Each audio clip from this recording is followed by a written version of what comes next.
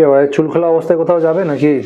আরে আজকে একটু সেজে গুজে নিয়েছি, একটা জায়গায় যাব, তবে তার আগে আজকে একদম চটজলদি হেয়ার স্টাইল একটা করব, যেটা বন্ধুদেরও উপকারে আসবে। সেই জন্য আমি আজকে রেডি হয়েছি যে বন্ধুদেরও দেখাবো কিভাবে এই হেয়ার স্টাইলটা করা যায়।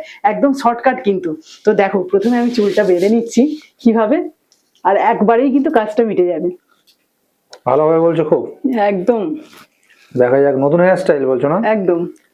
ঠিক আমার কাছে তো নতুন, এবং বন্ধুদের আশা করছি এটা ভালো লাগবে। তো এই দেখো, সবগুলো চুল কিন্তু আমি একসাথে নিয়ে নিয়েছি, আর এই যে একটা গার্ডার রেখেছি, গার্ডারটা দিয়ে কিন্তু চুলটা বেঁধে নেবো।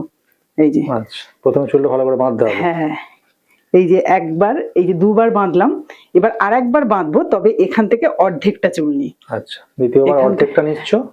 এই যে নিয়ে অর্ধেকটা চুল নেব, তারপর নিয়ে এই কাটারের একটার মধ্যে দিয়ে দিচ্ছ?